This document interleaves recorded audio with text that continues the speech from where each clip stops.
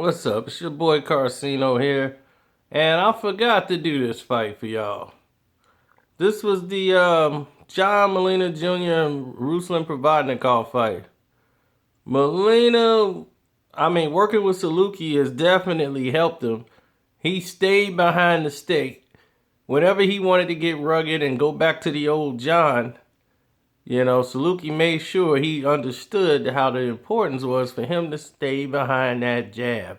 No matter what, don't abandon that jab. The guy can't handle movement. He has to reset. And for some reason, Provodnikov was flat. He was so drained coming into this fight. I don't know what Joe Diaz has done to him, but he was completely drained.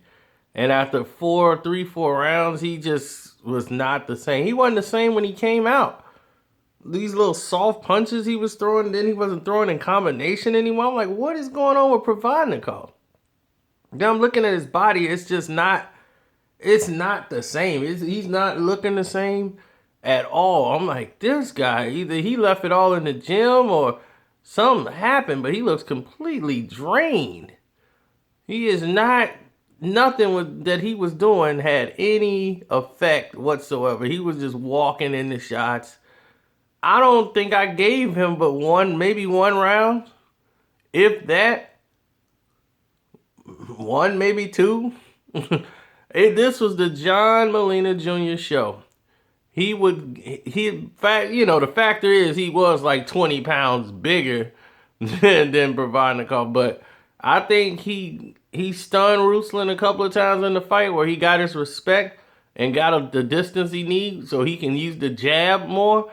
And man, he was ringing his bell with that jab at will, popping it. He had a good rhythm, kept turning, and Provodnikov can't cut off a ring. He has difficulty doing that. So the jab was just keeping him at bay. Pop, pop, pop, pop, pop.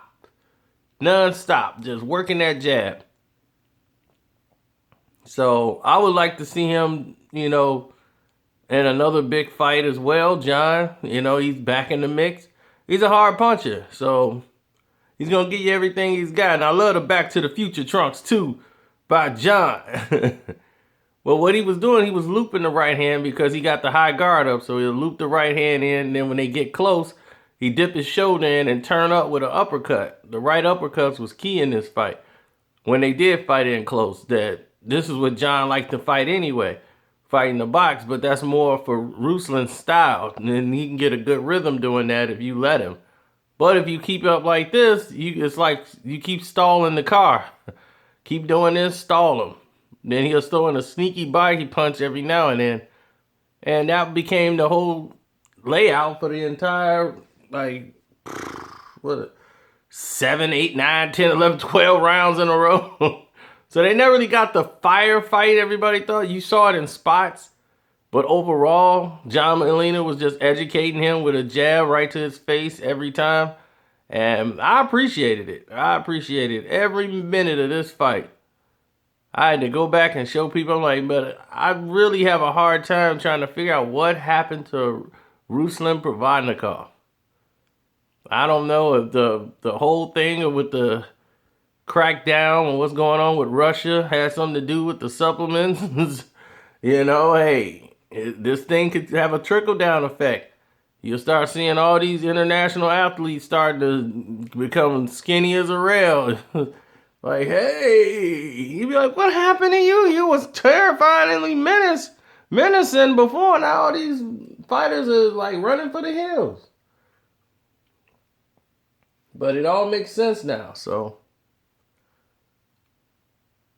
let's not go into conspiracy theories, though. All I know is this Provodnikov did not look the same from his last fight. And I'm talking about physically, before he even doing anything or getting hit or whatever. So y'all tell me if y'all saw the same thing or you just think he just got outclassed, which truly he did get outclassed. And fighting a guy that's like 20 pounds heavier than you, because John's a big boy, and that's what Matisse found out too, is, whoa, this guy can hit, and he's pretty big. So I'm out. Then, leave your comments. I'll read them. I'll check them out.